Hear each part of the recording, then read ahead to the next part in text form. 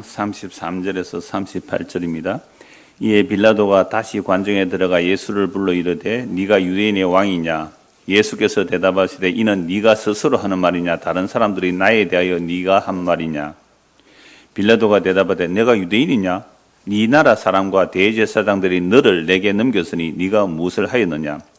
예수께서 대답하시되 내 나라는 이 세상에 속한 것이 아니니라.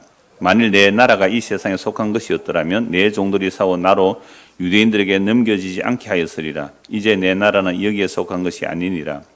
빌라도가 이르되 그러면 네가 왕이 아니냐? 예수께서 대답하시되 네 말과 같이 내가 왕이니라. 내가 이를 위하여 태어났으며 이를 위하여 세상에 왔나니 곧 진리에 대하여 증언하려 함이로라. 무릇 진리에 속한 자는 내 음성을 듣느니라 하신대 빌라도가 이르되 진리가 무엇이냐 하더라. 오늘 이 본문으로 언약을 따라서 5번째 하나님의 나라 만들기, 하나님의 나라 만들기 제목으로 말씀을 나누겠습니다. 지난주에 하나님의 백성 만들기죠. 하나님의 백성을 만든 이유가 뭘까요? 하나님의 나라를 만드는 거 아닙니까? 하나님의 백성을 만들어서 하나님의 나라를 만드는 거죠. 그래서 하나님의 자기 언약을 어떻게 이루어내시는가? 그래서 성경 전체가 하나님의 자기 언약입니다. 말로 약속한 거죠. 그러니까 명령문이든지 직설법이든지 율법이든지 무슨 말씀이든지 간에 전부 하나님의 말씀이에요. 우리가 성경책 읽을 때 성경 읽읍시다 그렇게도 하지만 무엇 읽읍시다? 하나님의 말씀 읽읍시다 이렇게 말하잖아요. 그러니까 성경 전체 하나님의 말씀이에요. 하나님의 말씀은 하나님의 자기 말을 우리에게 알려주셨고 하나님께서 자기 말을 우리에게 알려주신 대로 그 말을 하나님이 이루어내겠다. 이게 하나님의 자기 계시의 책이라 그러죠. 그래서 성경을 통하여 우리는 이거 내가 어떻게 될까? 이것보다 더 중요한 게 하나님께서 어떻게 말씀하시고 어떻게 자기 약속을 이루어가는가? 이렇게 봐야 성경이 중심이 보이게 되는 거죠. 자, 그래서 하나님께서 자기 백성을 만들어내는 이유가 바로 하나님의 자기 나라 만드시기 위함이죠. 우리 중고등학생들 질문할게요. 국가의 3요소 뭐예요? 나라가 되려면 3가지가 있어야 나라가 돼요. 뭐가 있어야 돼요? 여러분 중고등 학생들이에요? 네, 중고등 학생들만. 첫째, 나라가 있으려면 뭐가 있어요? 우리는 대한민국이 있으려면 뭐가 있어야 돼요? 땅이 있어야 되고 또요? 순서는 상관없고 땅이 있어야 또요? 국민이 있어야 되고 또 하나는요? 어른들이 중고등 학생들 아니잖아요. 중고등 학생들 뭐가 있어요? 굉장히 중요한 거예요. 땅도 있고 백성도 있는데 뭐가 있어야 온전한 나라가 돼요? 대통령. 그걸 2글자로. 그걸 2글자로. 주권. 네, 주권. 그래서 국가의 3요소는 것은 땅과 백성과 주권이 있어야 온전한 나라라고 해요. 온전한 나라. 그래서 이스라엘 백성들 2000년 전에 이스라엘 땅은요 로마의 식민지였거든요. 이스라엘 백성도 있고 이스라엘 땅도 있지만 백성도 로마의 것이고 땅도 로마의 것이에요. 그래서 로마에 세금을 내야 되고 로마 총독이 가서 다스려요. 이걸 식민지라 그러잖아요. 그러니까 이스라엘 나라는 지금 뭐가 빼앗겨버린 거예요? 주권을 빼앗겨버렸기 때문에 땅도 로마 것이고 백성도 로마 거예요. 그래서 로마가 너 군대 와 하면 군대 끌려가야 돼요. 세금 내 하면 세금 바쳐야 돼요. 안 하면요 로마가 불을 태워버리고 나라를 망하게 할 수 있어요. 이게 식민지거든요. 그럼 이스라엘이 식민지니까 자기는 이스라엘 백성이에요. 이게 원래 우리 조상들, 우리 하나님 아버지께서 우리 아브라함에게 주신 땅인데 이 땅 우리 건데 로마가 지배하고 있으니까 이스라엘 백성들은요 소원이 뭘까요? 주권을 되찾는 거죠. 주권 국가가 되는 거예요. 그래서 구약 성경을 보니까 메시아가 오신대요. 메시아는 왕이거든요. 통치자고 구원자고 이런 뜻이 다 있는데 메시아인데요.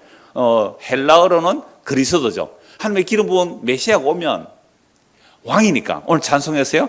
방금 우리 찬송 164장 할 때도 예수님 십자가에 죽으시고 부활하셨는데 그분이 왕이라고 찬송했잖아요. 오늘 우리 읽은 본문에서도 계속 왕, 국가, 나라에 대한 개념들을 말씀하고 있는 본문인데요. 그래서 유대인들은요 되게 기다렸어요. 누구를요? 네, 메시아를. 메시아가 오면 왕이 되어서 저 로마 군대를 다 물리치고 우리나라가 저 다윗과 솔로몬 시대처럼 주권 국가로서 남을 오히려 다스리는 그런 나라가 되기를 모두가 다 기다렸어요. 자, 그렇다면 오늘 이 말씀을 좀 이해하기 위해서 식민지나 또는 우리 주권에 대해서 우리나라에 대해서 좀 적용해 볼게요. 우리나라에 대해서. 여러분들 경술국치 들어보신 분 계세요? 어른들도 대답해도 됩니다. 경술국치. 경술련. 우리 해를 옛날에 60갑자에 이름을 쭉 붙여 나가잖아요. 그게 경술련. 3.1 독립운동은 무슨 년이라 그래요? 기민년이야. 그걸 기민년이라 그러네요. 그냥 경술국치, 경술련이라는 나라의 부끄러움이죠. 이게 경술국치가 1910년인데요. 이걸 흔히 한일 합방, 한일 병합 그렇게 해서 아주 부끄러운 날로 되어 있는데요. 자, 경술국치가 1910년인데 그 일이 일어나기 전에 1905년에 을사조약이라고 그래요. 을사늑약을 통해서 일본이 우리의 외교권을 빼앗아 버려요. 몇 년에요? 1905년에. 우리의 외교권이 없어요. 그러니까 우리가 다른 나라하고 수교를 맺을 수가 없단 말이에요. 그다음에 1907년에는요. 한일십 협약을 통하여 1907년에 한일십 협약을 통하여 뭘 없애버렸어요? 군대 해산. 그때는 우리는 대한제국이잖아요. 대한제국 군대를 해산시켜버렸어요. 1905년에 외교권 빼앗아가버리고 1907년에 군대를 해산시켜버리고 1910년에 그 유명한 이완용하고 일본의 그 데라우치하고 한일 병합 조약을 맺었잖아요. 그래서 그 후로 일본 식민 정책이 계속되었죠. 일본 식민 정책이 계속되는데 무려 35년이 넘어서 해로 치면 36년 정도 되는데요. 우리 36년 동안 물론 그 이전부터 우리 국민들은 다 뭘 원했을까요? 식민지 정책이 끝나도록. 그래서 독립운동을 많이 하고 독립군자금을 대고 했고 결국은 우리의 자주적인 힘으로 독립이 일어난 게 아니죠. 그러니까 외세에 의하여 이제 독립이 일어나고 그래서 남북이 나눠지는데요.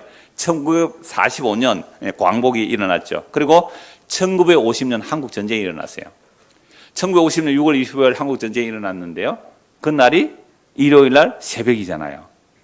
오늘 아침 일찍 무슨 일이 일어난지 아세요? 북한에서 또 미사일을 동해서로 수발을 쏘았어요. 그래서 지금 대통령은 NSC 모여가지고 지금 언론하고 있는데요. 그러니까 1950년에 한국 전쟁이 일어났을 때 우리는 군대가 약했잖아요. 그래서 유엔군이 참여하고 그때 사령관이 누구예요? 메가더죠. 그래서 이승만 대통령이 우리나라의 군사작전권, 그러니까 전쟁할 때의 군사작전 통제권을 유엔군, 메가더 장군에 넘겼어요. 그 이후로 전쟁이 끝나고 나서도 지금까지 전시군사작전권, 전시군사작전 통제권, 전쟁할 때 군사작전 통제권은 한미연합사회에 있어요.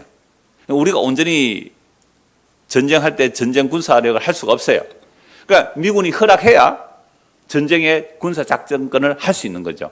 물론 전쟁이 안 일어났을 때는 우리나라 국방부 장관, 우리나라 대통령 국방부 장관이 명령하면 군사를 움직일 수 있어요. 훈련하고 할 수 있는데 전쟁에는 우리 마음대로 못해요. 그러니까 현 대통령이 북한에서 뭐 이렇게 도발을 하면 우리가 뭐 한다고요? 선제 타격한다 그랬잖아요. 할 수 있을 능력이 있을까요? 없을까요? 대한민국 대통령에게? 없습니다. 그럼 우리나라는 온전한 주권 국가예요? 온전 주권 국가 아니에요? 온전 주권 아니에요. 그래서 군사작전 통제권을 받아오자 그러는데 아직 못 받아온다. 뭐 이렇게 정치적인 해석들이 많이 있는데요. 사실 우리나라는 전 세계 군사력으로 6위입니다. 전 세계 군사력으로 6위예요. 물론 핵무기가 없다 그런 거 있지만 하여튼 군사력이 6위예요. 그런데도 아직 이제 군사 주권을 못 찾아오니까 온전한 독립국가, 온전한 주권국가를 할 수 없어요. 사실은 그 부분 아직도 해결이 안 되어 있잖아요. 제가 이 말씀 드린 이유는 여러분들이 이스라엘 역사도 우리나라 역사와 비교해서 한번 연구를 해보면 유익이 된단 말이에요. 이스라엘도 남북으로 나눠지고 2000년 전에는 국가 주권이 없었어요. 자, 그랬을 때에 이 이스라엘은 오늘 우리가 읽었던 요한복음 18장의 말씀의 배경을 위해서 제가 한 20분 정도 이스라엘 역사를 간략하게 설명을 할게요.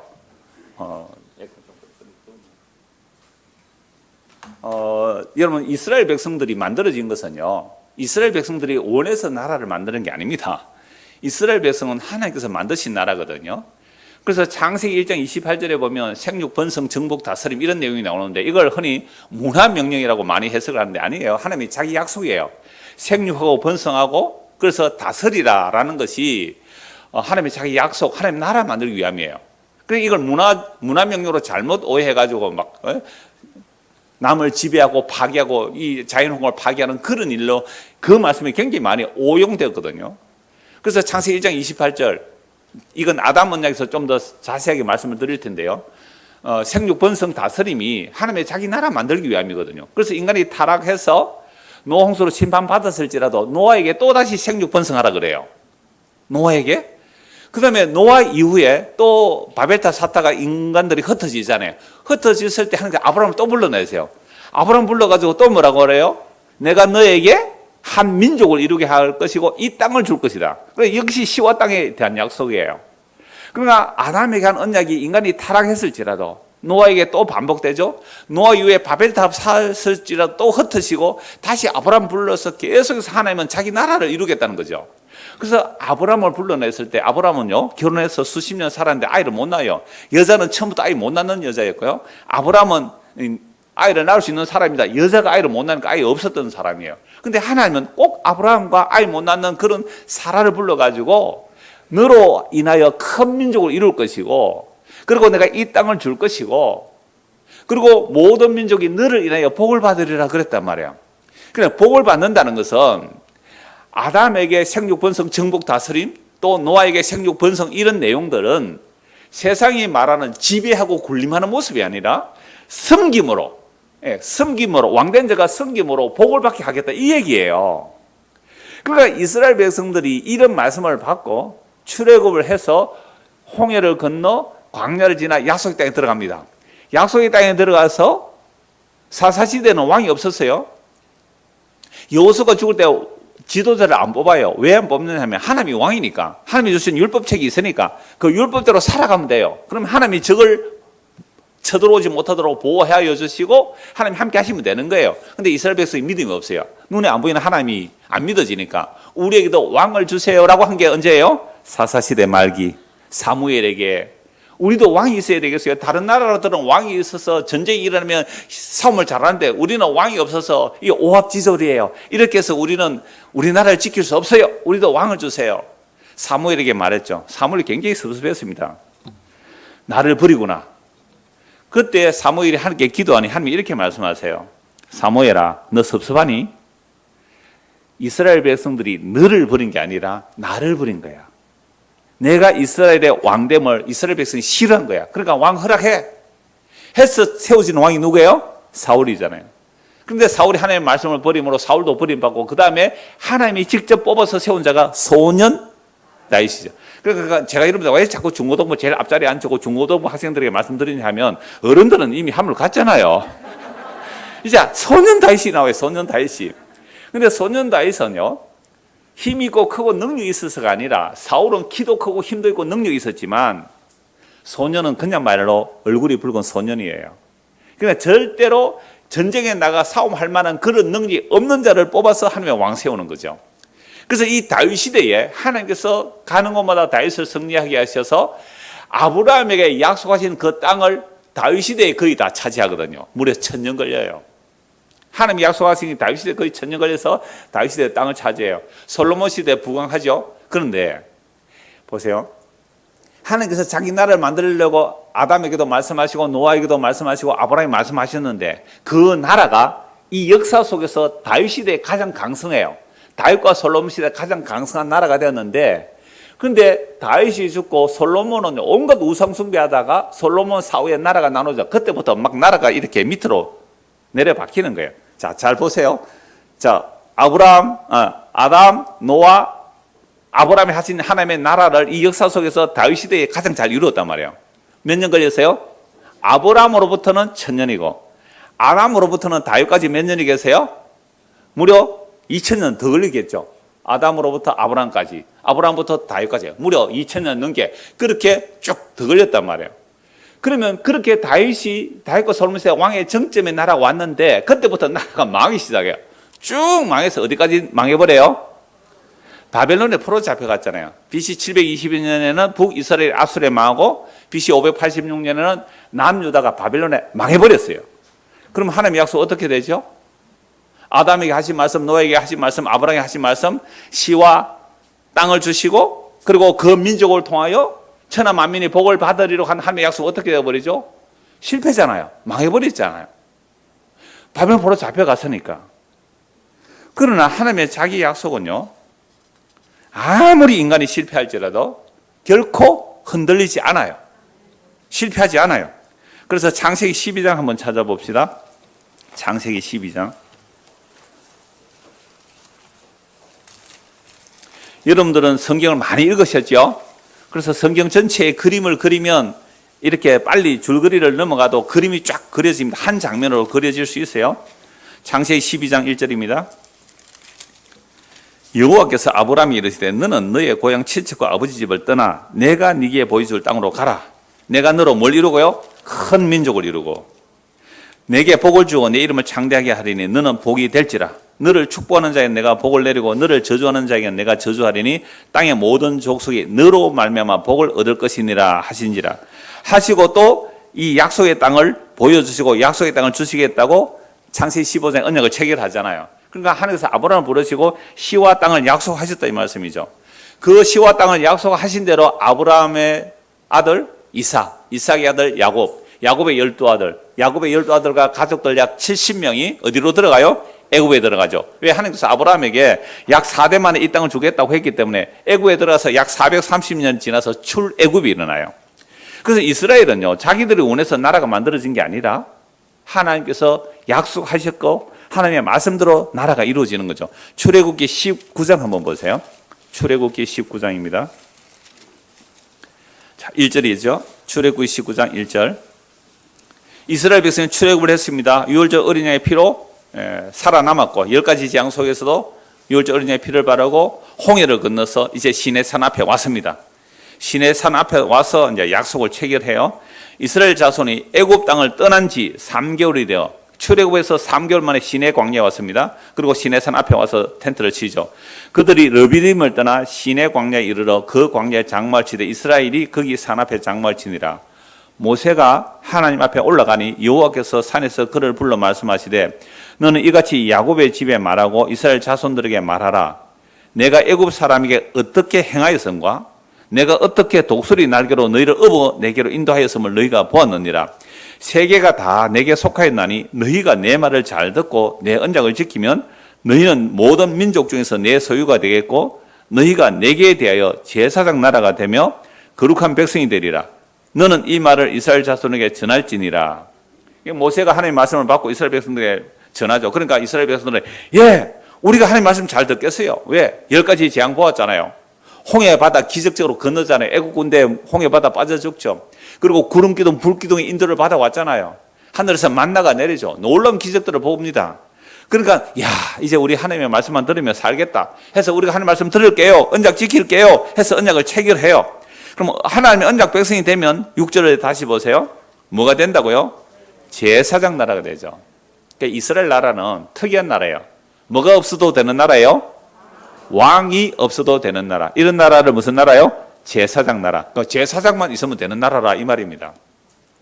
물론 우리 고대 국가, 이 세상의 국가 개념 올라가면 재정일치의 시대가 있었어요. 제사장과 정치, 그러니까 제사장과 왕이 일치된 시대, 그런 샤머니즘 시대로 말할 수 있어요. 샤머니즘, 추장이 백성의 마을의 우두머리죠. 왕도 없고 할 때에 한 마을의 부족의 추장이 왕이죠. 그게 재정일치 사회라 그래요. 그 나라가 이제 발전하면서 제사와 정치가 이제 분리되어지죠. 우리나라도 지금 재정일치의 사회예요. 재정 분리의 사회예요. 이걸 정교 분리래. 정치와 종교가 분리됐다 그렇게 말하는데요.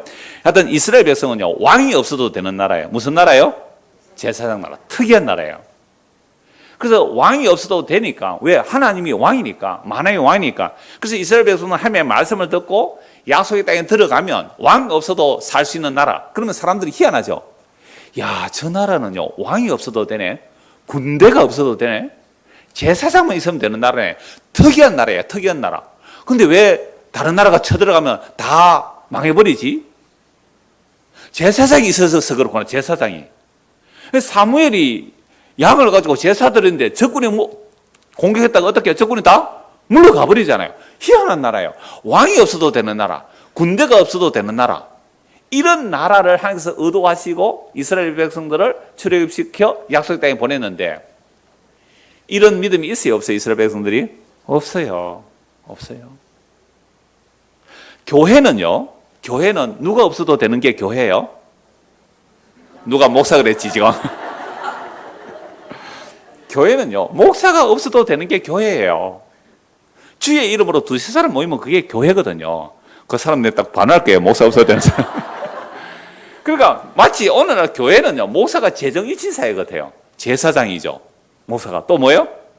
정치. 그래서 목사의 권한이 얼마나 막강한지 아세요? 제가 공동의회 의장입니다. 재직회 의장이에요. 당회 의장이라고요. 우리 헌법에 그래 만들어놨어요. 완전 목사 정권이에요. 그러니까 이 이스라엘이란 특이한 나라가 제사장이 없어도 되는 나라. 뭐 어떤 목표의 지향점이라 그러면 목사가 없어도 되는 교회. 목사가 없어도 되는 교회. 목사 없어도 되잖아요, 교회가. 왜 목사 꼭 있어야 되는 거예요? 우리가 만든 헌법이에요. 헌법에 목사 없으면 허위교회라 그래요. 대한예수교 장로회 합동측 헌법책에서 없는 교회를 무슨 교회라고요? 허위교회. 희한하죠. 아니, 예수님은 두세 명이라도 내 이름으로 모인 곳에 내가 너희와 함께 하겠다고 하고 그걸 완벽한 교회라 말하는데, 우리 헌법에는요, 세례교인 15명 이하면요, 기도처고요, 세례교인 15명 이상 되어야 교회라는 간판을 붙일 수 있어요. 그리고 세례교인 25명 되어야 장로 한 명을 세울 수 있어요. 세례교인 25명 안 되면 장로 한 명 못 세워요. 이런 법을 사람들이 만들어 놨어요. 물론 뭐 시대 역사를 따라 어떤 필요에 의해서 했겠지만, 근데 우리는 성경을 믿는 사람이니까 성경대로 돌아가면 오늘날 이스라엘 국가의 한 잘못들을 보란 말이에요. 오늘날 교회도 똑같은 잘못을 하고 있다 이 말입니다. 그래서 왕이 없어도 되는 제사장 나라, 특이한 나라죠. 근데 이스라엘 백성들은 믿음이 있어요, 없어요? 믿음이 없어서 누구를 원했다고요? 왕을 요구해. 그럼 눈에 보이는 왕을 요구했다는 것 자체가 누구를 버린 거예요? 하나님을 버렸잖아요. 제가 22년, 23년 전에 제가 여러분들에게 그랬잖아요. 목사 없어도 여러분들끼리 잘 이렇게 꾸려가면 된다고, 저 부르지 말라고 했잖아요. 괜히 불러가 월급 주고 고생한다니까, 여러분들. 그러니까 그때 여러분들이 믿음이 없어서 그렇다고요. 진짜 그때 여러분들이 믿음이 있었다면 목사 청빙했을까요? 안 했을까요? 그때 전도사가 한 분 계셨어요. 이름이? 예? 김병찬, 전병찬? 병찬 목사님이 지금 저 시골의 농어촌 교회에 가서 사역 잘하고 있어요. 교인이 뭐 노인들 한 20, 30명 모여도 좀 자립이 안 되니까 자기가 막 고물 장사도 하고, 그 다음에 텃밭도, 그러니까 빈온들 빌려가 농사도 짓고 교회 자립운동을 하게 열심히 하고 있어요. 근데 이번에 CTS 미라클인가 거기 출연을 해요. 사진 찍고 갔는데 아마 몇 주 뒤에는 아마 그 방송에 한번 나오기도 할 텐데요. 진짜 열심히 하더라고. 나는 그래, 좀 안타까운데 조금 열심히 하고 말씀 좀 더 했으면 좋겠다. 혹시 있을 거 들으면 목사님 그렇게 하세요. 여튼 열심히 하고 있어요. 그리고 그분이 전도사로 계셨으니까 저 안 와도 되잖아요. 제가 23년 전에 그 말씀 드렸는데요. 제가 왜 이런 말씀을 드리냐 하면, 여러분들 성경을 보자는 거예요. 이스라엘 나라는 무슨 나라? 제사장 나라. 그럼 제사장만 있으면 되면 나라예요. 근데 제사장만 있으면 11조만 바치면 되는데 왕을 세워요. 왕을 세우면 왕과 왕에게 들어가는 비용이 있을 거 아니에요. 그럼 10의 2조 해야 돼요. 맞잖아요. 제사장만 있으면 10의 1조만 하면 돼요. 근데 왕을 세우면 10의 2조를 해야 된다고요. 그래도 왕 세울래?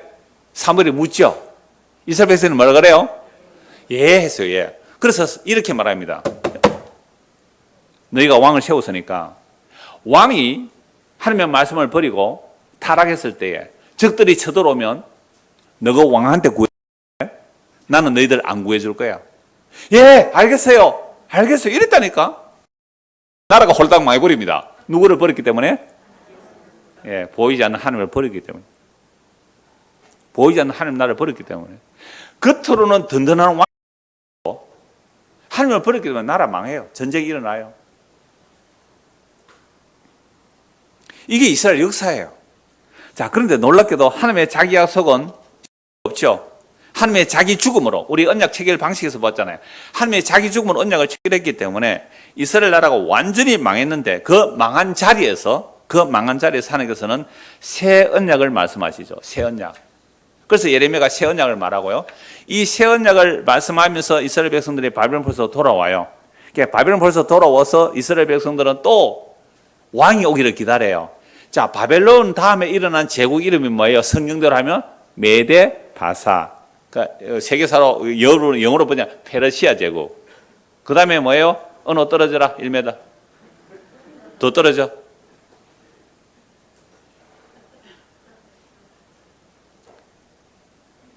페르시아 제국. 그 다음에 무슨 제국이요? 헬라 제국. 그 다음에요? 로마 제국. 그러니까 이스라엘 백성들이 바벨론 벌써 돌아왔지만 바벨론 망하지 바벨론 이어받는 나라가 메데 페르시아 제국이 되거든요. 그 다음에 헬라 제국, 로마 제국 이런 거대한 제국들이 계속 이스라엘 땅을 식민 통치하고 있어요.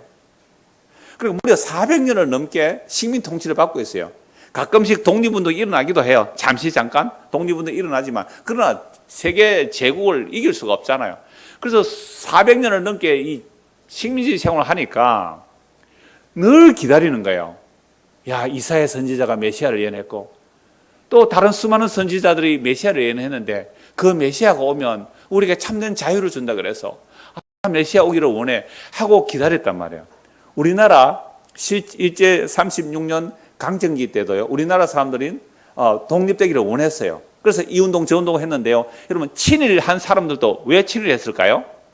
친일한 사람들은요. 우리가 일본에 붙어야 그나마 이 열강의 각축소에 살아남을 수 있어. 그렇게 생각하는 사람도 있어요. 물론 못된 놈이 일본에 붙어서 우리나라의 부를 자기 것도 착복하는 그런 나쁜 인간들도 있었지만 그렇게 말하는 사람도 있기는 해요. 그런 일들이 제가 아까 왜 한국 근대 역사를 잠시 말했냐면 예수님 오실 때 2000년 전에 이스라엘도 똑같았단 말이에요. 그러니까 예수님 오셨을 그때에 우리가 로마에게 잘 보여서 이나마 땅과 백성이 우리 것은 아닐지라도 우리가 자치를 누리고 있으니까 로마가 완전히 다 안 죽여버리고 어느 정도 자치권을 주어서 살게 해주었으니까 우리 로마 말 잘 듣자. 로마의 말 잘 듣자. 요런 당이 있었어요. 요런 땅. 그걸 헤롯 당이라고 해요. 헤롯 땅. 요런 당을 또 사두개파라고 그래요. 사두개파. 사두개파는 종교와 정치의 지도자들인데 이들은 로마와 서로 의논해서 지금 우리가 누리는 요 정도 자유라도 누리자. 그러니까 우리나라 지금 대한민국이 아까 제가 말씀드렸잖아요. 온전한 주권이 있어요? 없어요? 없어요. 그래도 우리 군사작전권 차지하지 말고 빼앗아 오지 말고 가져오지 말고 미군에게 아직 줘가지고 미국하고 붙어서 우리가 좀 잘 살아가자. 요 얘기 아니에요. 그러니까 요걸 좋아하는 사람은 입에 표를 찍어서 그런 사람들이 이제 지금 또 대통령이 됐잖아요. 그러니까 그럼 앞에 정부는 뭐예요? 우리 빨리 군사작전권 찾아오자 이런 사람들이잖아요. 그러니까 이런 이야기들을 가지고 사람들은 선택을 하는 거죠. 그러면 교회 다니는 우리는 누구 선택해야 돼요? 예수 믿어야죠. 예수 믿어요. 근데 예수를 믿는 사람은 그래도 예수 믿는 사람 투표해야 되잖아요. 예, 알아서 하세요. 여러분들 취향대로 하시면 돼요, 그건. 근데 그게 무엇이 더 성경적이냐를 비춰보서 하시면 돼요. 목사님은 어느 편이에요? 나는 아무 편도 아니에요. 나는 예수파라니까. 인도교회에 예수파도 또 나와요. 그리스도파가 또 나오더라고요. 그러니까 나는 너희들은 다 그러냐. 나는 그리스도파. 이것도 파당이 생겨요. 그래서 예수님 오셨을 때 무슨 파가 있느냐. 바리새파, 사두개파, 에세네파, 열심당원, 헤롯당 이런 당들이 있어요. 이 모든 당들은 다 뭘 기다려요? 메시아를 기다렸죠. 그래서 바리새파는요. 모든 생활 속에서 율법을 실천하자. 그게 바리새파 보고요. 바리새파 보고 욕한 사람이 에세네파예요. 에세나파인데 제가 어제 우리 장로고시를 치고 왔는데 어떤 분이 재건파에서 오신 분이 계시더라고요. 그래서 제가 고신보다 더한 율법주의가 재건파인데 내가 이 얘기를 했는데요. 그러니까 바리새파보다 더 바리새파가 에세나파예요. 그러니까 바리새파는 생활 속에서 율법을 실천하자. 그래도 때가 묻는다. 죄가 오염된다. 그래서 에세나파는 아예 어디로 갔다고요? 사막으로 가버렸죠. 에세나파. 더 열심히죠. 그러니까 이런 사람들이 메시아가 오면 우리가 빛의 자녀야. 하나님의 나라의 1순위로 들어갈 수 있는 자가 우리야. 누가 다 말할까요? 에세네파 그렇게 말하잖아. 바리새파 그렇게 말하겠죠. 뭐 사두개파, 헤롯당 뭐 이런들도 다 어떤 자기 나름대로의 메시아 개념은 다 있었단 말이죠. 자, 이랬을 때에 누가 오셨어요? 예수님이 오셨어요. 그런데 예수님의 제자들도 하나님의 나라에 대한 생각을 어떻게 생각했다고요? 영토가 있어야 되고 백성이 있어야 되고 뭐가 있어야 된다고요? 주권이 있어야 된다. 주권이 없으니까 땅이 있어도 백성이 있어도 로마 식민지잖아요. 그래서 예수님을 어떻게 하든지 임금 삼으려고 했어요. 제자들이 따라가면서. 수많은 사람들이 예수님을 임금 삼으려고 했다고요. 예수님이 임금 되면 왜? 죽은 자를 살려내잖아요. 보리떡 5개, 물고기 2마리로 뭘 만들어요? 5,000명 먹고도 12바구니 남았어요. 경제 문제 해결해줘요. 귀신을 물리쳐요. 바람을 꾸짖으세요. 풍랑을 잔잔케 해요. 와, 이 예수가 우리의 왕이 되면 어떤 민족도 우리를 괴롭히지 못하겠구나. 그래서 수많은 사람들이 예수를 따라서 임금 삼으려고 했어요. 오병이어 기적 일으켰을 때 예수를 억지로 임금 삼으려고 할 때 예수님은 어떻게 했어요? 그들을 피하여 도망가 버렸습니다. 너희들이 원하는 왕은 썩을 양식 주는 왕을 원하구나. 나는 그걸 위해서 온 것이 아니라 내 살과 피를 주어서 영원한 생명을 주기 위해서 왔다. 유대인과 예수님의 충돌 지점이 여기에요. 유대인들이 예수를 십자가 못 박아 죽이는 충돌 지점이 여기에요.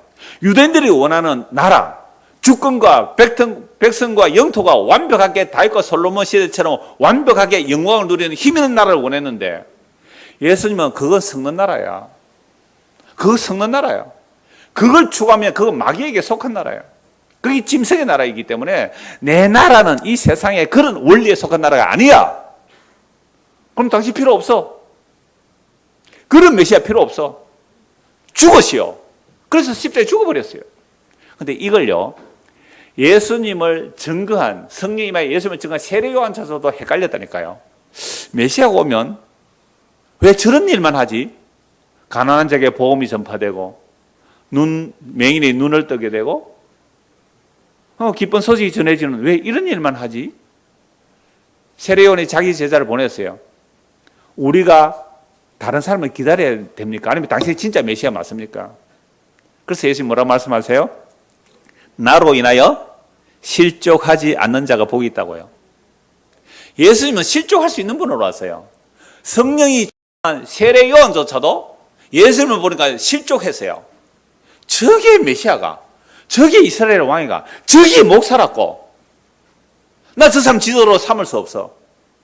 나 저 사람 지도자로 삼을 수가 없어. 심지어 예수님의 제자들도 그랬다니까요. 마태복음 20장 한번 보십시오. 마태복음 20장입니다. 그러니까 하나님께서 만드시고자 하는 하나님의 나라를, 하나님의 말씀을 받았다는 이스라엘 백성들이 얼마나 오해하는지 마태복음 20장 20절부터 보겠습니다.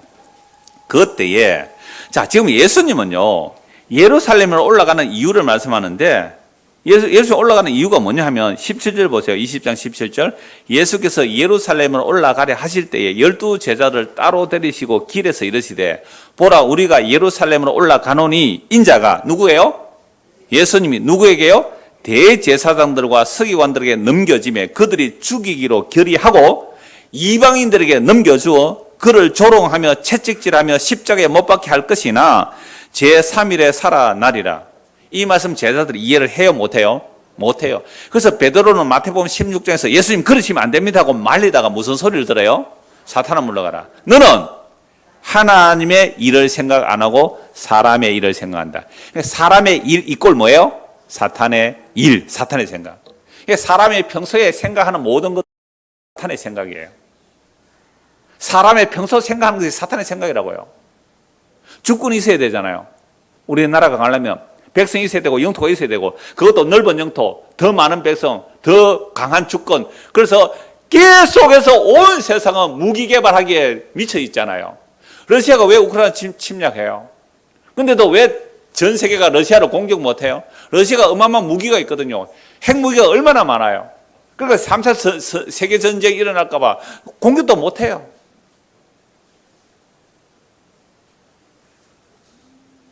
지금 세상이 모두가 사탄에게 사로잡혀서 우리나라 강하기, 우리나라 잘되기, 이걸 외치기 때문에 전쟁이 일어나는 거잖아요.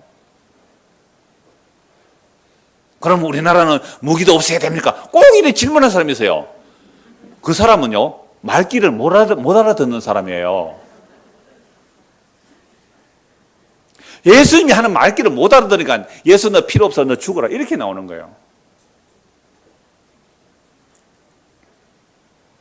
20절, 마태복음 20장 20절.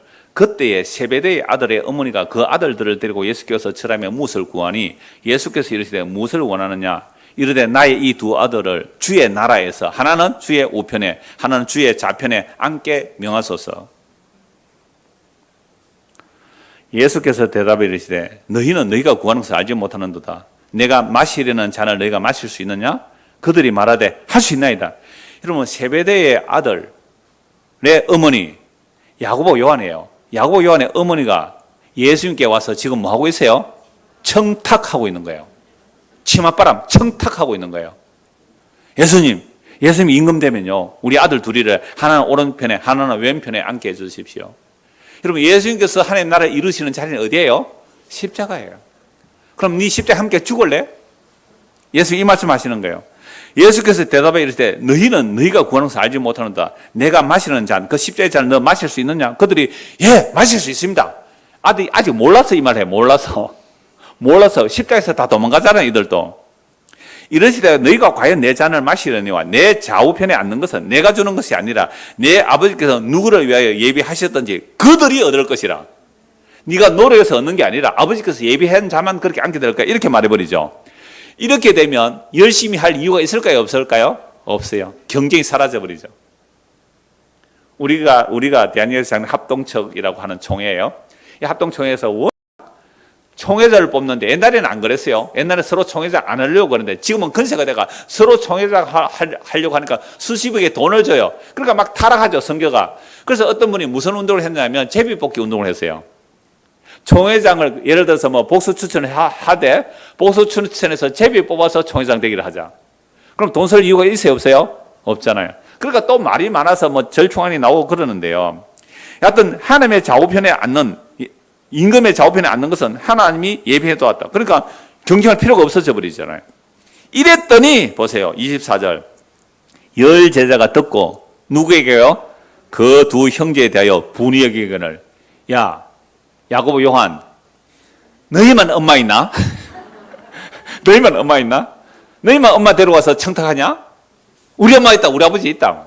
화가 나서 시기거리는 거예요. 여러분, 예수님 지금 어디로 가요? 십자가에 죽으러. 조롱당하고 채찍질 맞고 십자가에 죽으러 가는데 3일 만에 부활한다는 소식은 믿지도 않았고요. 부활 믿은 자 없어요. 여자들 믿었어요, 부활. 새벽에 무덤에 왜 갔어요? 시체에 기름 바르려고 갔으니까 부활할 것 같으면 기름 바르러 안 가야죠. 여자들도 안 믿었어요. 그러니까 이들이 말씀을 받아서 그렇게 수백 년 수천 메시아를 기다려왔지만 십자가에 죽는 메시아 아무도 믿을 수가 없었습니다. 그러므로 하나님의 나라는 인간이 보태서 만들어지는 나라가 아니라 하나님 홀로 성부와 성자와 성령의 하나님의 나라를, 하나님의 자기 죽음, 하나님의 자기 피 흘림, 예수 그리스도의 십자가의 피로 구원한 백성들을 하나님의 나라로 만들어내십니다. 이렇게 성경이 분명한데도 불구하고 오늘날도 수많은 사람들이 하나님의 나라 운동한다고 하면서 우리가 하나님 나라 운동하니까 돈 내나, 우리가 하나님 나라 운동하니까 돈 내나, 그거 성경 헌금하라는 거 아니에요? 우리가 하나님 나라 운동하니까 여기 훈련에 참여하세요. 수많은 홍보물이 날아와요. 우리는 하나님의 말씀을 따라 예수님께서 말씀하신 땅 끝까지 정리되기 위하여 우리는 하나님 나라 운동하니까 지금 동진을 하고 있으니까, 서진을 하고 있으니까, 예루살렘, 백투더 예루살렘까지 가니까 우리 단체에 와서 이 일을 해야 우리가 하나님 나라 운동을 하는 거예요. 그리고 우리가 바른 하나님의 뜻을 이루잖아요. 천만의 말씀. 그렇게 이루어지는 나라는 없습니다. 그렇게 말하는 단체들 치고 자기들의 단체를 키우기 위한 조직을 키우고 그 땅을 사고 건물을 안 만드는 단체를 보셨어요?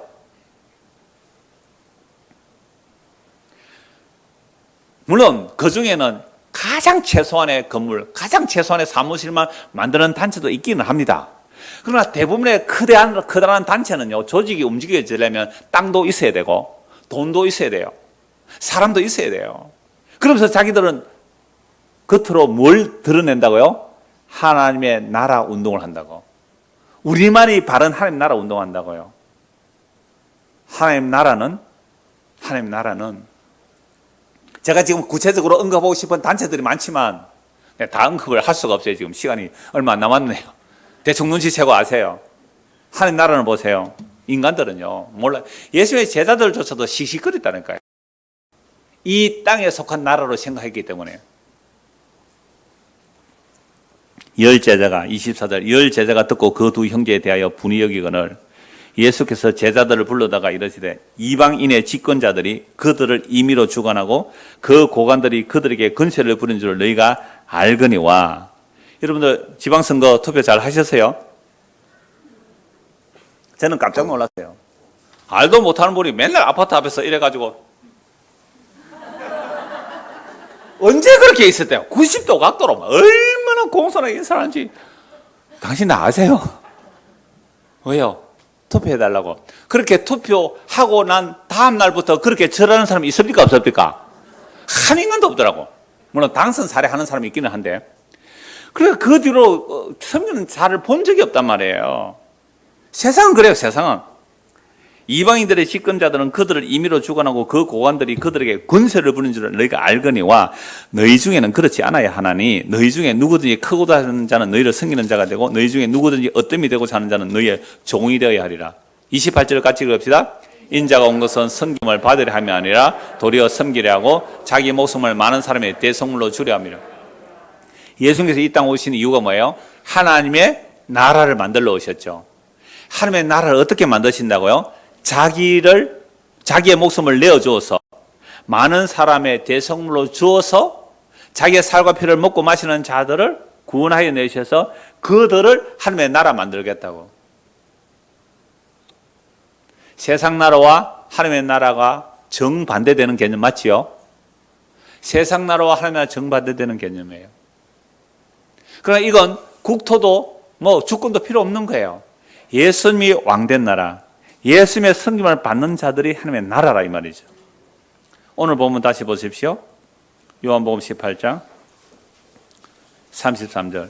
이에 빌라도가 다시 관정에 들어가 예수를 불러 이르되 네가 유대인의 왕이냐. 여러분들 예수님을 왜 죽여버리려고 빌라도에 넘겨서요?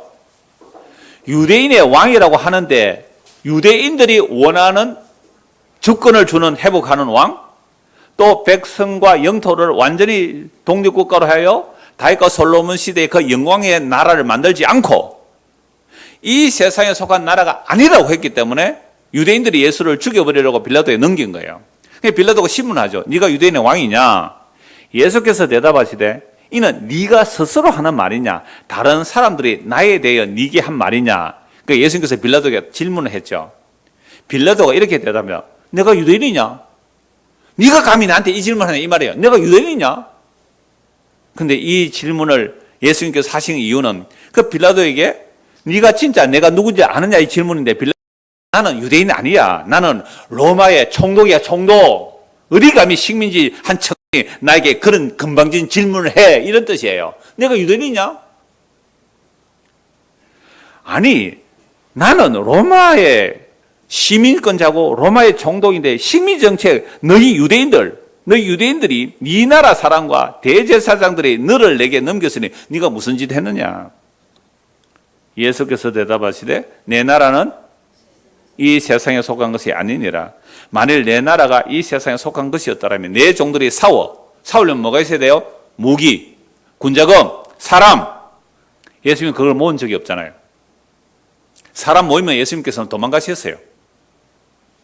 그러니까 내 나라가 이 세상에 속했다면 내 종들이 싸워 나로 유대인들에게 넘겨지지 않게 하였으리라. 이제 내 나라는 여기에 속한 것이 아니니라. 빌라도가 이르되 그러면 네가 왕이 아니냐? 예수께서 대답하시되 네 말과 같이 내가 왕이니라. 내가 이를 위하여 태어났으며 이를 위하여 세상에 왔나니 곧 진리에 대해 증언하려 함이로다. 무릇 진리에 속한 자는 내 음성을 듣느니라 하신데 빌라도가 이르되 진리가 무엇이냐 하더라. 예수님 대답해요 안 해요? 안 해요. 왜요? 앞에서 이미 말씀했거든요. 내 유대인 맞다. 그리고 내 나라는 이 세상에 속한 나라가 아니다 라고 했다면 빌라도가 진리에 속한 사람이라면 어떻게 해야 돼요? 오 주여 당신이 정말로 하나님의 나라의 왕이시군요 하고 자기 총족주의 내버리고 예수 믿고 따라가야 되잖아요. 빌라도의 생각이나 유대인의 생각이나 나라의 개념은 뭐예요? 주권과 영토와 백성, 그 외에는 생각할 수가 없었어요. 예수님 말씀하신 하나님 나라. 그래서 예수님은요, 내 나라래요, 내 나라. 내 나라. 그래서 하나님의 나라는 누구 나라예요? 예수님의 나라입니다. 하나님 나라, 예수님 나라. 그래서 골로새 1장에 보면요, 하나님께서 우리를 흑암의 근세에서 끄집어내서 어디로 옮겼다고요? 사랑의 아들의 나라로 옮겨놨어요. 그래서 하나님의 나라는요, 예수님의 나라예요. 예수님의 나라. 자, 그래서 예수님은 하나님의 나라를 선포하실 뿐만 아니라 하나님의 나라를 만드시는 분이거든요. 자기 죽음으로 하나님의 나라를 만들어내시는데, 자, 누가복음 17장 한번 보십시오. 누가복음 17장. 다른 날은 보통 원고가 넉 장 만드는데 오늘은 출력하다 보니 원고 무려 6장이라서 간단하게만 보겠습니다. 누가복음, 혹 필요하신 분은 나중에 원고 더 참고해서 보시길 바랍니다. 누가복음 17장. 예. 요 뭐 바로 되어 있죠. 누가복음 17장 20절, 21절. 바리새인들이 하나님 나라가 어느 때에 임하나이까 묻거늘 예수께서 대답해 이르시되 하나님의 나라는 볼 수 있게 임하는 것이 아니요 또 여기 있다 저기 있다고도 못하리니 하나님 나라는 너희 안에 있느니라. 자, 지금 바리새인이 뭘 기다려요? 해민아 무슨 나라 기다려요? 하나님 나라 기다린다고. 그래 바리새인들이 바리새인들이 예수 믿어요, 안 믿어요? 바리새인 믿는 자도 있고 안 믿는 자도 있고 그래요. 그런데 믿는다고 해도 십자가 앞에서는 다 도망가요. 바리새인들도 기다리는 나라는 무슨 나라예요? 하나님 나라죠. 세상 사람들이 생각하는 하나님 나라. 다윗과 솔로몬 시대 그 영광의 나라. 그래서 바리새인들이 예수님께 묻죠. 하나님 나라가 어느 때 임합니까? 묻거늘 예수께서 대답해 이르시되 하나님 나라는 어떻게 해요? 볼 수 있게 임하는, 볼 수 있게 나라는 왕이 있어야 되고 백성이 있어야 되고 영토가 있어야 되고 그런 나라가 아니다는 거죠. 또 여기 있다 저기 있다고도 못하려니 하나님 나라는 어디에 있다고요? 너희 안에 있나? 그럼 너희 안에, 영어는 어망이에요. 뭐 사이에요. 자, 그러면 바리새인들이 대부분 예수를 안 믿어요. 그럼 바리새인들 안에 하나님 나라가 있다면 바리새인들 안에 하나님 나라가 있다 이 말이잖아요. 믿도 않는데 거기 무슨 하나님 나라가 있어요? 바리새인들 둘러서서 누가 있어요 지금? 예수님이 계시잖아요. 그러니까 바리새인들이 하나님 나라가 언제 임합니까? 여기 있다 저기 있다 못한다. 너희 안에 있다. 아니 하나님도 안 믿는 예수님 말도 안 믿는 바리새인들 안에 하나님 나라가 있대요. 누가 있는 거예요 거기에? 아 그렇구나. 지금 바리새인들이요 예수를 뺑 둘러서 질문하잖아요. 그러니까 하나님 나라는 어디 있는데? 여기 있다 저기 있다 하지 말라. 너희 안에 있다. 내다. 내가 하나님 나라야. 이걸 이해할 수 있을까요 없을까요? 제가 지금까지 드린 말씀이 요거 때문에 그래요. 죽었다 깨도 이걸 이해 못해요. 하나님 나라는 내다. 내가 하나님 나라야 이 말이에요. 내가 하나님 나라야. 왜요? 예수님 기도 가르치는 기도 그렇잖아요. 아버지 뜻이 하늘에서 이루어진 것 같이 땅에서도 이루어지이다. 그러니까 아버지 뜻이 온전히 이루어지는 것, 아버지의 통치권이 이루어지는 그것이 뭐가 돼요? 하나님 나라거든요. 그러니까 아버지 뜻이 온전히 이루어지고 있는 곳은요 오직 예수님뿐이잖아요. 아무도 아버지 뜻을 몰라요. 하나님의 나라는 유일하게 예수님 자신이 하나님 나라예요. 아버지의 뜻이 아들 예수 그리스도에게 이루어지고 있으니까, 아버지의 통치권이 아들에게 이루어지고 있으니까. 우리나라에 영사관이 있어요. 우리나라에 대사관이 있어요. 그 우리나라에 대사관이 있다는 것은요, 그 대사관은 우리나라의 통치권이 들어가지 못해요. 미국 대사관이 있다면 미국 대통령이 허락 없으면 우리나라 군대도 못 들어가요. 그러니까 이 땅의 하나님 나라라는 것은 예수님만이 하나님의 온전한 통치를 받고 계시기 때문에 예수님만이 하나님 나라예요. 너희 속에 있어요. 내가 하나님 나라야. 알아들을 수가 없죠. 누가복음 17장 이어지는 22절 보세요. 22절에서 25절입니다. 또 제자들에게 이를 때 때가 이르리니 너희가 인자의 날 하루를 보고자 하되 보지 못하리라. 인자의 날 또 뭐겠어요? 여호와의 날, 메시아가 임하는 날이거든요. 그럼 메시아가 임하면 자기들은 하나님 나라가 이루어진다 생각하는데 그날 못 본다는 거예요. 사람이 너희에게 말하되 보라 저기 있다 여기 있다 하리라. 그러나 너희는 가지도 말고 따르지도 말라. 지리산에 무슨 일이 있다고 따라가지 말고 이 산에도 저 산에도 가지 말란 말이에요. 번개가 하늘 이쪽에서 번쩍이어 하늘 아래 저쪽까지 비친까지 인자인 자기 날도 그러하리라. 그러나 그가 먼저 뭘 받아야 돼요? 많은 고난을 받으며 이 세대에게 버림받아야 하리라. 인자의 날은 무슨 날이에요? 십자가예요. 십자가에서 다 이뤘다는 그 날이 인자의 날이거든요. 그러니까 그가 그 인자의 날, 그 여호와의 날, 메시아의 날 이루기 전에 뭘 받아요? 고난을 받고 이 세대에서 어떻게 돼야 된다고요? 버림받아야 돼요. 버림받아야 돼요. 그래서 예수님께서 바리새인들이 아니라 지금 제자들에게 다시 말씀하시잖아요. 너희가 인자 날 보려고 하지? 메시아 날 보려고 하지? 인자의 날은 메시아가 등극하는 날이거든요. 메시아가 등극하여 하나님 나라가 임하는 것으로 생각하는 자들은 제자들 똑같은 생각을 해요. 그러므로 예수님은 인자의 날, 곧 메시아가 임하여 하나님 나라가 이루어지는 것이 여기 있다 저기 있다 하지 말라. 그런 말에 휘둘리지 말라.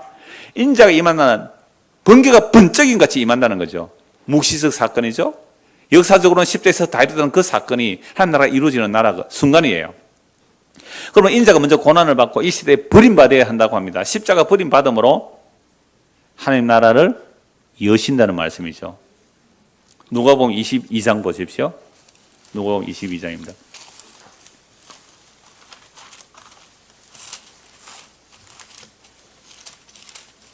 우리는요, 오늘날도 하나님 나라 운동한다 그러면서 하나님 나라를 추구한다 하면서 세상의 힘과 근세를 요구해요. 원해요. 이 사탄이가 100% 속은 겁니다. 사탄이 100% 속은 거예요. 유엔들이 구하는 하나님 나라가 뭔지, 예수님 말씀은 하나님 나라가 뭔지 극명하게 갈라지잖아요. 예수님이 자기 죽으면 하나님 나라를 이루겠다는 거잖아요. 제자들은 안 됩니다. 그러면 안 됩니다. 말리다가 사탄의 소리 듣잖아요. 오늘 우리가 하나님 나라 말을 하면서 이 세상에 눈에 보이는 주권, 권세, 영토, 힘, 권력, 군대, 우리가 힘이 커야 선교를 한다고요? 천만의 말씀이에요.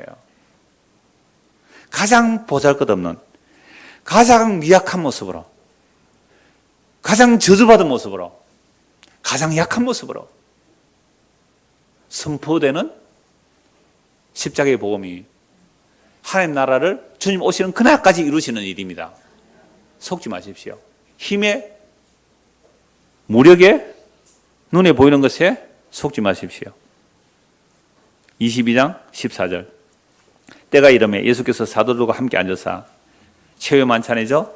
이르시되 내가 고난을 받기 전에 너희와 함께 이 유월절 먹기를 원하고 원하였노라. 내가 너희에게 이르노니 이 유월절이 어디에서요? 하나님 나라에서 이루기까지 다시 먹지 아니하리라. 그럼 유월절이 하나님 나라로 이루어진다면 하나님 나라에서 유월절이 계속 된다는 말입니까? 아니죠. 유월절이 완성되는 하나님 나라라 이런 뜻으로 보셔야 됩니다. 이에 잔을 받으사 감사기도 하시고 이르시되 이것을 갖다가 너희끼리 나누라. 내가 너희에게 이르노니 내가 이제부터 하나님 나라가 임할 때까지 포도나무에서 난 것을 다시 마시지 아니하리라 하시고, 지금 최후의 만찬에 포도주를 나눠 먹잖아요. 그러니까 포도나무에서 난 것을 하나님 나라가 임할 때, 하나님 나라가 이루어질 때까지 나는 안 마시겠다. 이게 나시린 서약이기도 해요. 나시린은 포도주 안 마시잖아요. 또 떡을 가지고 감사기도 하시고 떼어 그들에게 주시며 이르시되 이것은 너희를 위하여 주는 내 몸이라. 너희가 이를 향하여 나를 기념하라 하시고 저녁 먹은 후에 잔도 같이 하여 이르시되 이 잔은 내 피로 세우는 새 언약이니 곧 너희를 위하여 붓는 것이라. 그럼 예수님께서 최후의 만찬에서 살찌고 피 흘리심을 그 피를 뭐라고 그래요? 새 언약이라고 그러잖아요. 자, 그래서 예수님은 최후의 만찬에서 포도주를 나눠주시고 마시면서 하나님 나라가 임할 때까지, 하나님 나라가 이루어지기까지 나는 포도나무에서 난 것을 먹지 않는다. 그럼 예수님께서 이 포도나무 난 것을 먹는 순간 뭐가 이루어지는 거죠? 하나님 나라가 임하는 것이고 하나님 나라가 이루어지는 거란 말이에요. 이게 사복음서에 다 나와요. 그래서 예수께서 십자가에 지실 때 십자가 위에서 포도주를 맛보신다고요. 신포도주죠. 신포도, 설교석은 신포도주를 더 괴롭게 하기 위해서 그걸 준비했다는 말도 있고, 고통을 덜어주기 위해서 신포도주를 두었다는 말도 있는데요. 그래서 어떤 해석은 헷갈리는 두 가지로 갈라지는데, 여러분, 저주받아 죽는 죽음에 고통 덜어주려고 신포도주 갖다 놓았을까요? 아니면 그 고통스러운데 더 고통스럽게 하려고 신포도주 갖다 놨을까요? 알아서 해석해도 되는데 그건 성경에 안 나오니까. 그러니까 우리는 목말라 죽어가는데 신포도 줘서 잠시 고통을 좀 멈춰주죠. 아니에요. 그러니까 예수님께서 그 포도나무에 난 것이 시든 뭐든지 간에, 설계를 탔든 뭐든지 간에 포도나무에서 난 것은 안 먹겠다 그랬잖아요. 언제까지? 최후의 만찬에서 하나님 나라 임할 때까지. 그게 며칠이에요? 2, 3일. 6월절에 오셔서 십자가에 못 박혀 죽기까지 며칠 안 걸린단 말이에요. 그러니까 그때에 십자가에서 포도주를 맛보셨다는 것에 마태, 마가, 누가, 요한복음 다 나와요. 사복음서 다 나오는데 한 곳만 볼게요. 요한복음 19장입니다. 요한복음 19장 28절.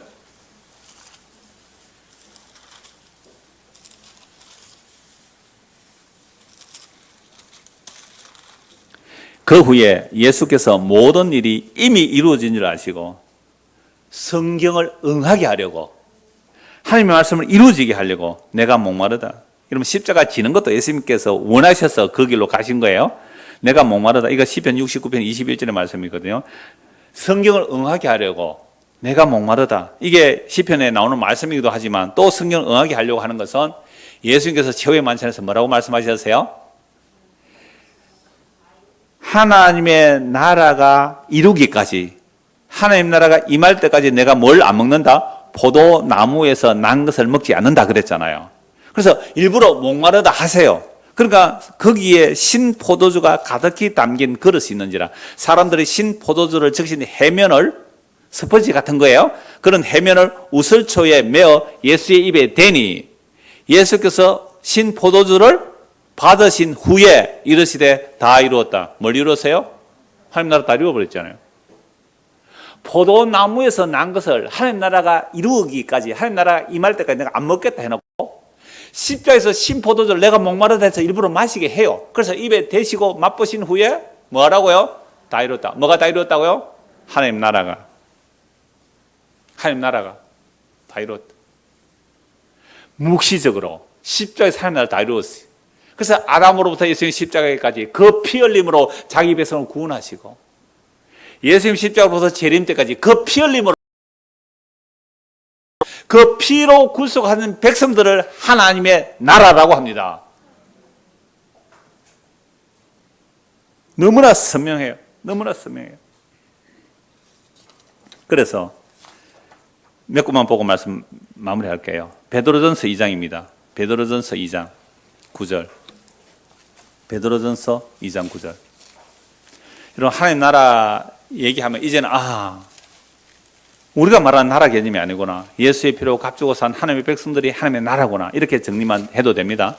베드로전서 2장 9절. 그러나 너희는 태국이요 왕같은 제사장들이요 거룩한 나라요. 거룩한 나라, 하나님 나라란 말이죠. 그의 소유가 된 백성이니 이는 너희를 어두운 데서 불러내어 그의 귀한 빛에 들어가시니에 아름다운 덕을 선포하게 하려 하심이라. 너희가 전에는 백성이 아니더니 이제는 하나님의 백성이요, 전에는 긍휼을 얻지 못했더니 이제는 긍휼을 얻은 자는.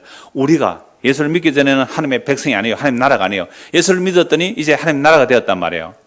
이게 하나님의 백성이라는 거죠. 이게 베드로전서 앞에서, 베드로전서 2장 앞에서부터 보면 건축자들이 버린 돌, 건축자들이 버린 돌, 모퉁이 돌, 그 버린 돌이 모퉁이 돌이 되고 거기에 붙어서 하나의 집이 되어가죠. 이게 하나님 나라란 말이죠. 이게 어떻게 이 땅의 국가 개념으로 말할 수 있어요? 그래서 요한계시록 1장입니다. 요한계시록 1장 4절.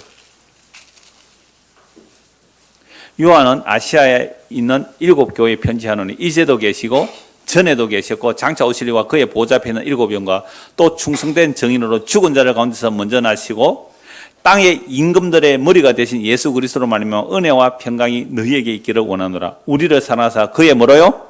피로 우리 죄에서 우리를 해방하시고, 읽읍시다.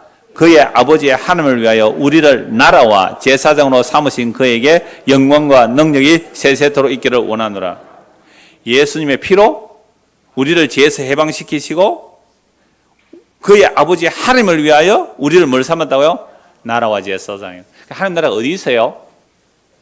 오늘 저와 여러분들이, 저와 여러분 정말로 예수를 믿는다면 우리 안에 예수님이 계시는 거죠. 예수께서 우리 안에 영으로 계시죠. 그게 하나님 나라예요. 그게 제사장이잖아요. 5장입니다. 요한계시록 5장 9절 보십시오. 그들이 새 노래를 불러 이르되 두루마리를 가지시고 그 인봉을 떼기에 합당하시도다. 일찍이 죽임을 당하사 각 족속과 방언과 백성과 나라 가운데서, 이거 세상 사람들이 말하는 나라들이잖아요. 뭐 주권이 있다, 영토국이 있다, 백성이 있다. 각 세상 나라 가운데서 일찍 죽임 당하신 그 예수님의 피로 사서 함께 드렸단 말이에요. 그게 십자가에서 포도주를 맛보시면서 하나님 나라가 임하였다는 말씀이잖아요. 그래서 주님 오시는 그날까지 이 십자가의 피뿌림의 그 복음, 이 십자가의 피, 이 피의 복음으로 선포하고, 이 피의 복음을 선포하고 그 피의 복음을 성령의 서로 믿게 되면 그 사람이 지금 누가 하시는 일이에요? 십자가의 그 핏불은 주님께서 지금도 살아계셔서 성령으로 그 백성들을 피로 사서 하나님께 드려서 뭐 하려고요?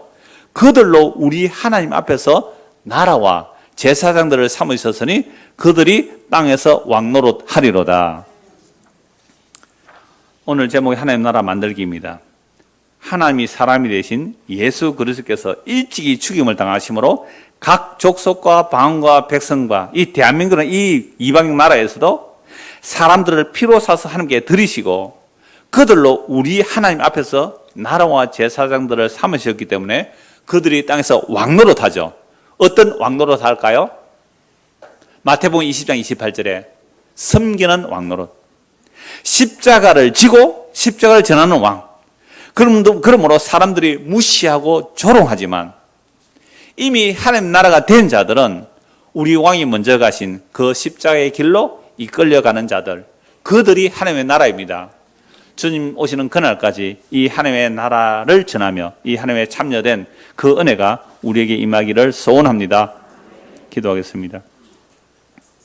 하나님 아버지, 하나님의 나라는 하나님이 이루어내시는데 하나님의 피, 그 아들 예수 그리스도의 피로 값주고 산 자들이 하나님의 나라라고 합니다.